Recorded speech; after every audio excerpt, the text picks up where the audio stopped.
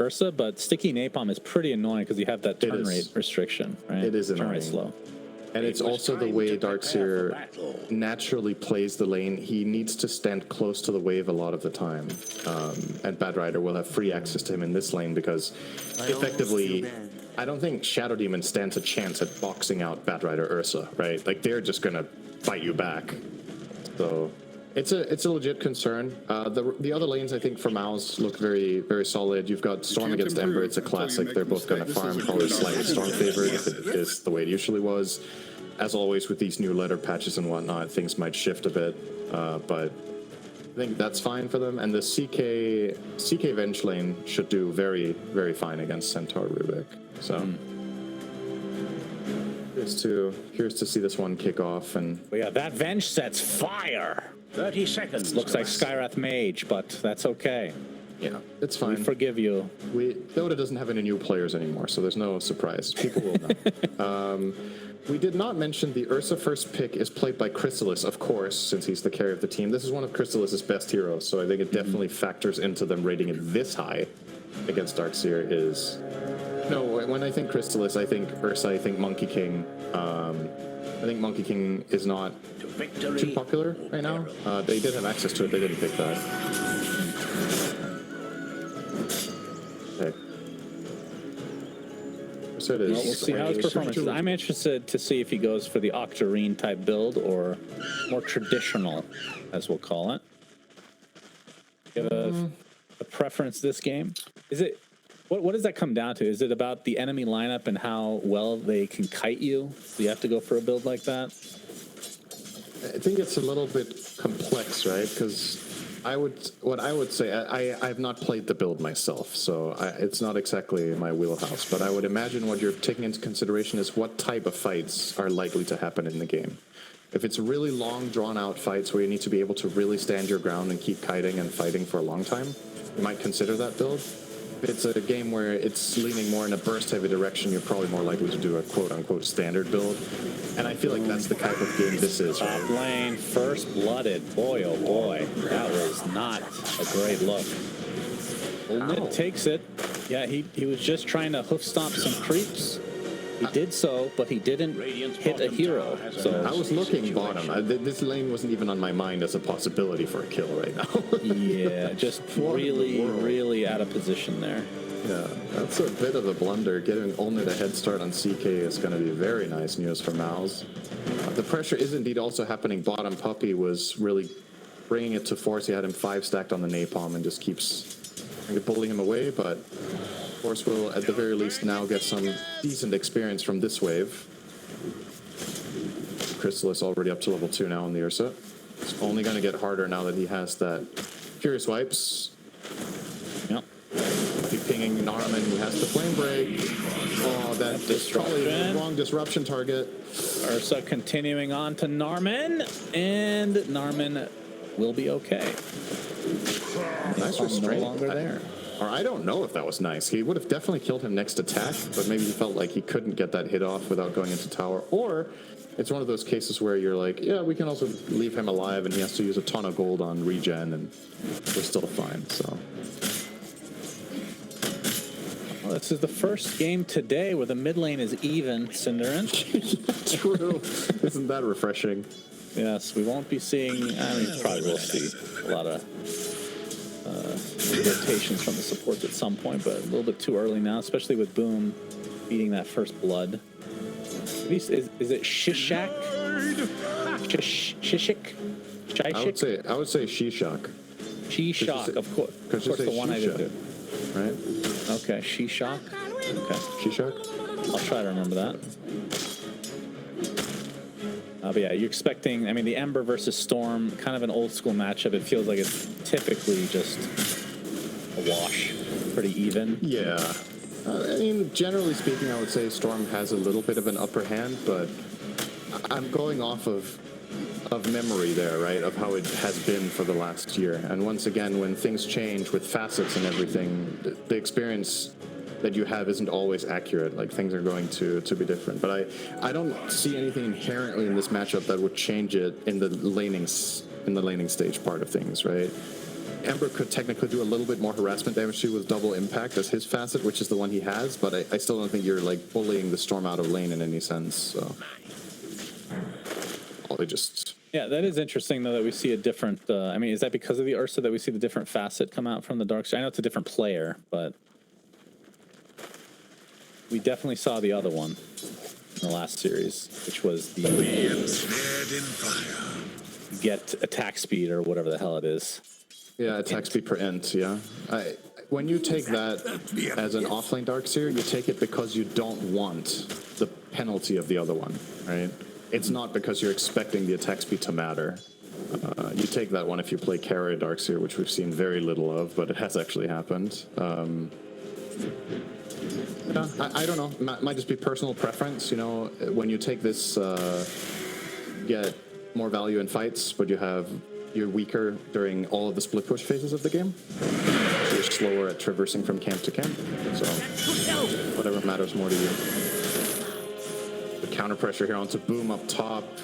Yeah, he's fine, but this is not great. Like, he went in and hoof stomped Olnit, and they immediately bounced back on him, and he is the one who has to TP to base, and Olnit doesn't even get a scratch, right? He's just going to heal up from creeps. So this is another loss in that lane for Team Secret.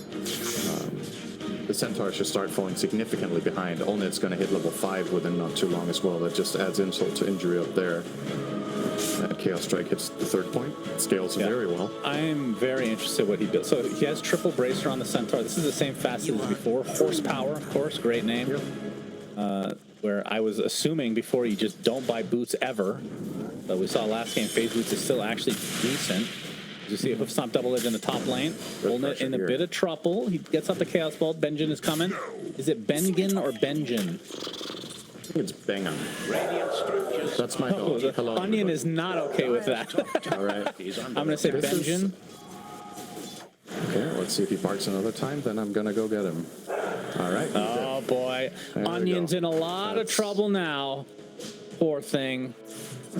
Got the belt cinder, and as we're going to see in that top lane, Boom is actually going for a blade mail, so is not opting for any sort of phase boots action. That seems to be the case with Searing Chains, and Supreme will not be able to get the rune because Cordon had the Remnant at the top side. Will secure the shield rune for himself. Supreme relatively low on HP right now, and could actually just bottle up the bounty to his north if he chooses to do so. All right. How's Onion doing? He was both a bad and a good boy at the same time, because he barked, which is not good, but he immediately recognized that it was bad and went and lay down in his crate on his own. So That's a good boy. Does he like the mailman? No. That's normal. Well, he doesn't dislike Mid many lane? people. He's good with people, but The mailman he fucking hates. Cordon? mailmen are not people, Shane. Exactly. No. Not the dogs, at least. I mean, I don't know how much you want to talk about my dog right now. If you want to, we can talk about my dog. That's true. Cordon still has that shield rune. Let's see what he wants to do with it. The top lane looking pretty juicy. I mean, Bengen, level 3 on the Venge. Boom. Getting close to level 5. We're going to see the gank attempt from Supreme coming from the south. Chaos Bolt to start things out onto Boom. Gets off the hook stomp though, and the double edge might be enough to take out Olnit, but no, it's still on cooldown, and now he tries to run away as the right clicks will be enough from Supreme to eventually bring him down. But Olnit does get taken out by Puppy on that Bat Rider. Supreme Bengen try to run away, but a Searing Chain Sleight of Fist combo from Cordon. Puppy's gonna die, but it's gonna be out of the trade of the Vengeful Spirit, and Supreme, he still has mana, should be fine. Indeed he is. Pretty good movements there. Secret bringing the Bad Rider first, and then when the fight is developing, they also rotate up the Ember to get that counterplay. I think overall they should be very happy with this exchange in total. And in the meantime, Ursa's free farming. This is the big question mark that we had for Mouse Sports, was how was this bottom lane going to go? And it went pretty badly as expected, right? Like the Ursa. Another Searing Chain. Cordon's actually stuck around. This would be huge to be able to get more kills here. Then again, the stomp comes out from Boom. Norman. Stop. disruption. The Venge was eventually hounded down. With all these members of Secret. Olnet at 3 now. And Secret can just turn this into a tier 1 potentially if they want. But that is yeah, that's really nice. He pushed out bottom wave. He identifies that the matchup he has against Darkseer is so favored, and he has the freedom to do this kind of stuff. So he gates up there, kills the CK, straight back bottom. He's out of mana now, but it doesn't even matter. Like, there's no threat on him at all in this bottom lane. He's just going to be able to free farm. You already see him having a 1,500 net worth advantage over the Darkseer minute 9, which is huge. Yeah, this was a direct counter pick when they saw the Darkseer, and they covered it well. And I, once again, for Mouse Sports, feel like the lane they put with the DS here didn't really... It's like Darkseer's game isn't terrible, it's okay, but you did absolutely nothing to the enemy carry, who's 62 and 13, 9 minutes in. Not bad. The Darkseer's 42 and 0. Dire's top tower is under attack. But with each, I mean, this is part of the strategy, Cinder, and the Magic Missile is going to one-shot him. Keep that CS up. Joke's on you. The next level play. Feed the enemy carry for the late game position 5 payoff. Yes. Well, they're not feeding him. They're feeding him creeps. There's a difference. Well, it's food either way, okay? Crystallis will be spotted.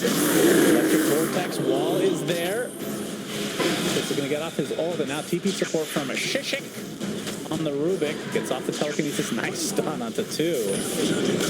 Hounded up, but Supreme gets Searing Chains. Cordon has been all over the place. Supreme trying to get away out of mana. Sleight of Fist brings him to his knees. Vengen will actually tick out and was using the TP as well. The Puppy finishes it in style. Not able to get Crystals, and in fact, it wasn't really close. They were very close to getting shoot shot, but also not enough of that. I mean, this is just a flat-out travesty, right? They're bringing this 3-man rotation, and they're dying 2 of them when they initiate the play.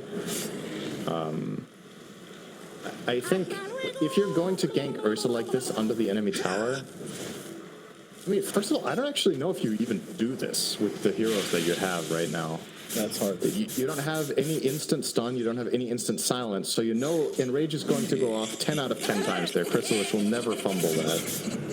So then you need to have the staying power when the rotations inevitably come in, because you need to dive him in the tower when you place that wall.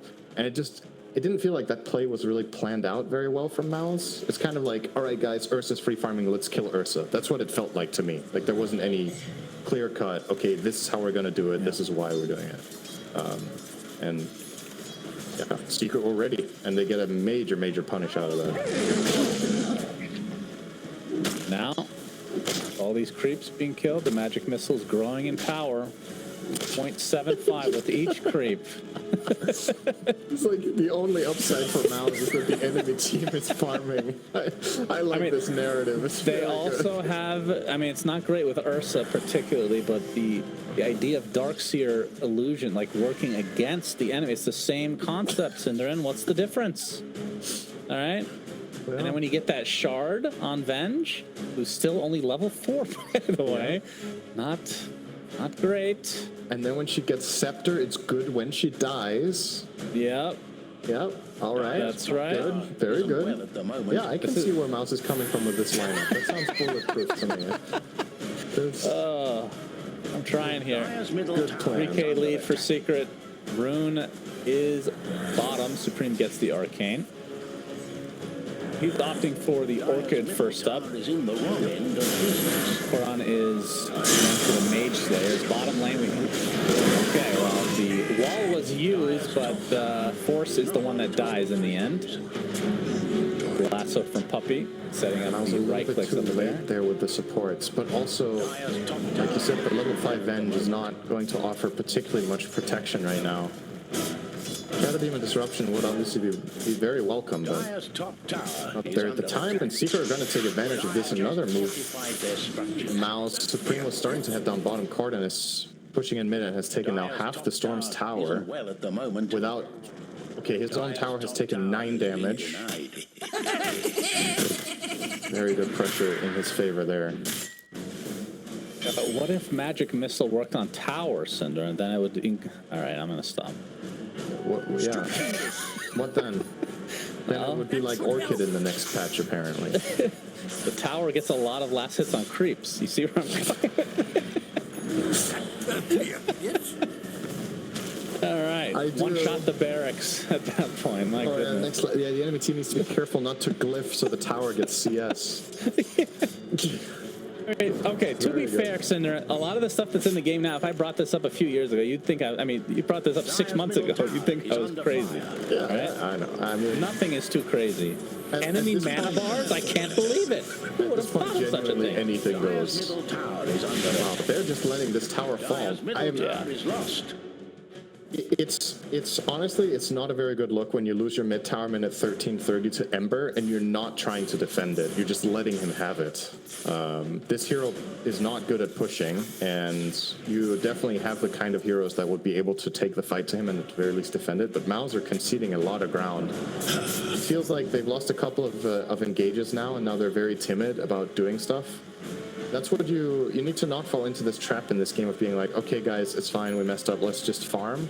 Because I think just farm is going to get you run over here very soon. Corden has Mage Slayer. You have the Ursa who's starting to ramp up now with the Battle Fury. It's not going to be long before he becomes a much bigger threat. But I think you still need to make your moves and play to your Darkseer strengths. This hero hates when nothing happens. Like, he is team fighter extraordinaire. You don't want to just carry the kobold. It won't live long. They are close to the Orchid on Supreme. That's a big power spike. Yeah, I'm probably waiting for that. I think they absolutely have to get some kills with it. Ember, Cordon doesn't, like, he went for the Mage Slayer, so he's a lot tankier, but technically he doesn't have a Dispel. So if they have enough damage through that silence, that would be an enormous kill. They also need to be able to lock him down, though, because Stampede can save him as well.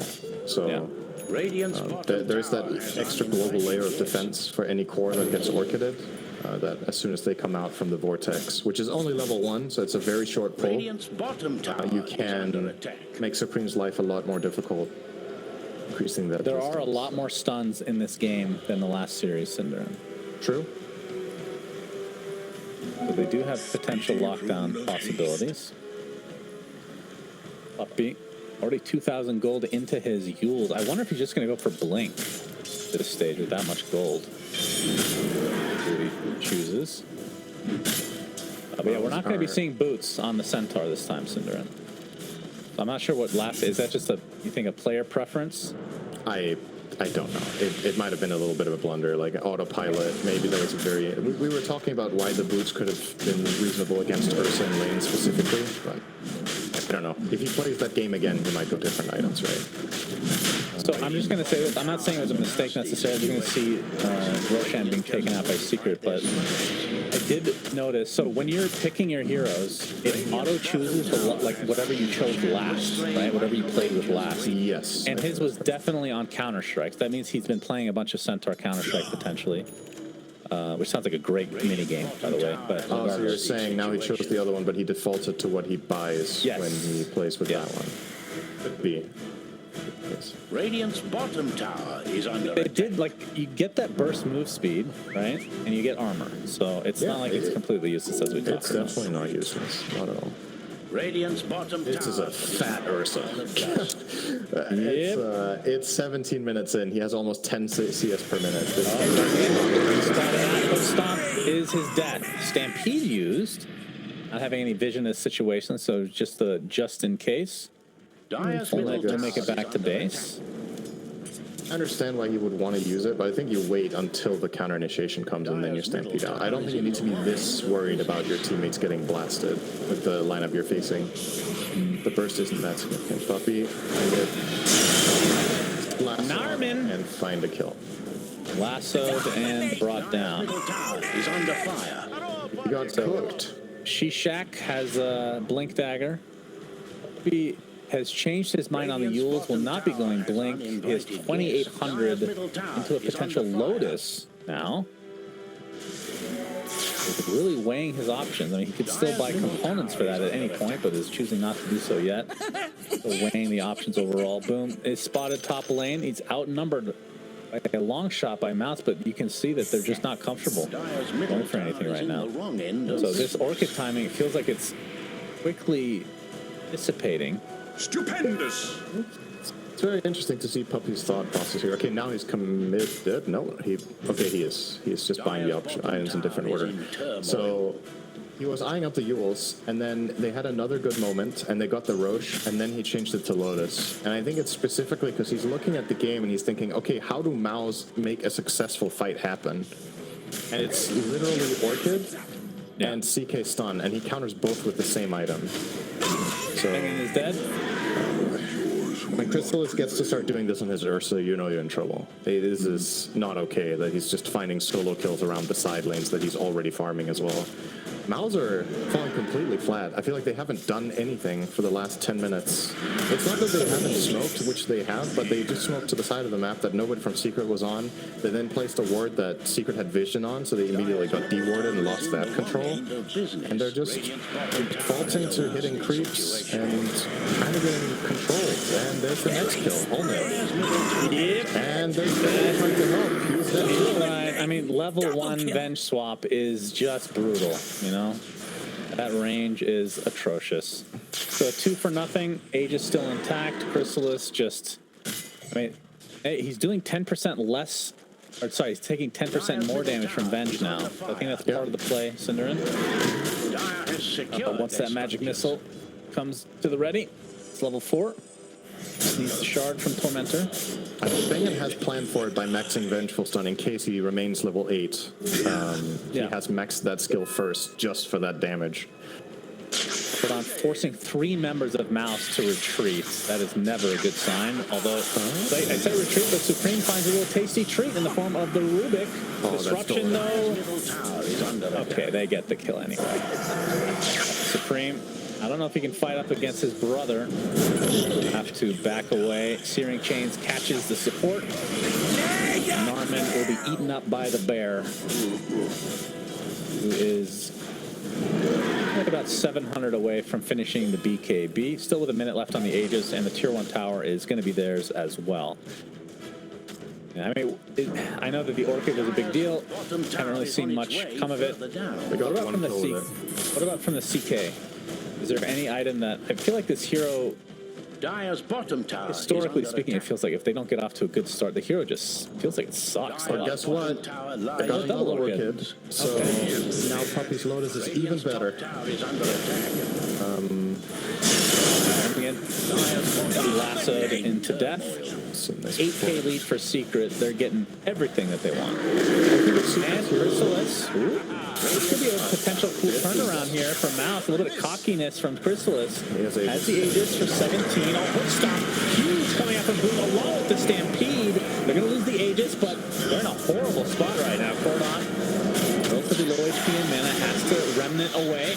Gets the Yules off, but now he's surrounded. The Remnant should be able to finish him off. Indeed, it does. Buyback from the Vengeful Spirit. Chrysalis getting pretty low now, but they have enough damage to delete Supreme from the map, but they lose Chrysalis in the process. Who now has to back away. It was probably the magic missile that ended up finishing him off, Cinderin. A lot of damage there. Secret are like, if you guys aren't going to bring the fight to us, we'll bring it so deep into your territory that you have to show up. Yeah. Yeah, that... I mean, I understand feeling yourself and all that, but that was a little bit too crazy from Chrysalis. And does get punished as it should. Yeah, might end up losing Puppy or 2 unless... He's kind of tanky. He's going to get vacuumed in. He's pretty damn low. Another double edge, but he just gets killed. Puppy on the run. It's the easier kill. Magic missile. Puppy trying to use the high ground to his advantage. Demonic Purge. 5 stacks. Should be done, though. Pop. All right, so Mouz showing some signs of life. Did cost them a buyback onto the Venge, but... I mean, that was just, like you said, very cocky from Chrysalis. He essentially presented himself at half HP with Enrage used pretty much at the beginning of the fight because of the Tormentor. Yeah. Not a recipe for success. I mean, despite even having the Aegis, didn't really matter because you use Enrage, it feels like you're just done.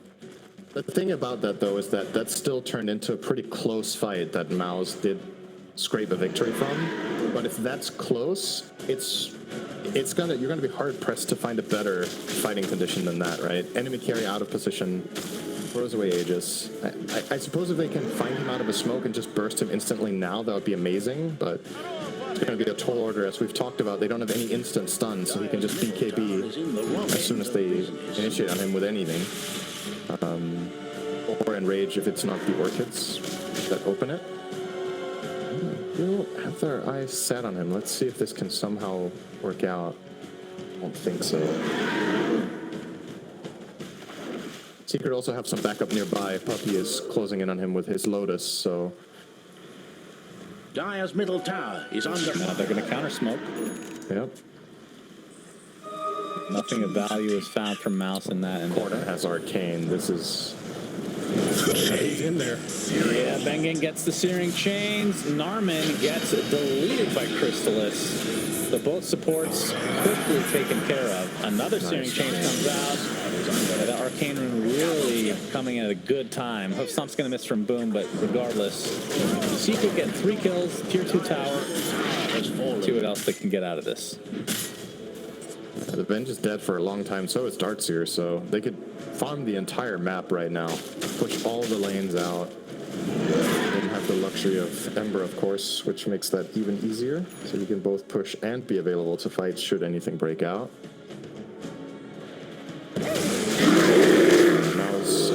Stuck in a tough spot. Now also going to get their Tormentor Stone. This is what Crystallis wanted to do before, but this time he can actually do it. He'll complete his Basher and get his Centaur. A nice little free shard. You love that. Yeah, that is nice. That is very, very tasty. So Boom, like we said, no boots. That is the Blade Mail, Eternal Shroud, Blink, Double Bracer, and now he's going for Shiva's. And we're about to hit the 25-minute mark, so those bracers are about to kick in. Let's see how much HP he gets. He's at 2968. Wait, is it 30 minutes? Oh, there we go. You need to click him again. Oh, I had to click him again. Interesting. Yeah, it doesn't update visually until you click again. It'll be 200 HP now. Very Thank you, boy. Second Roche will go the way of the team with Ursa. Big shock. They drop the cheese. Supreme is spotted. And Secret not going to be able to close the gap. Okay. Crystallis, you want the Aegis too? Yep. All right.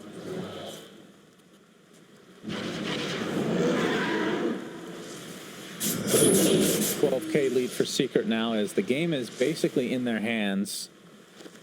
Can Mouse find an avenue? I feel like the CK has had almost zero impact on this game, but I don't even know if it's his fault.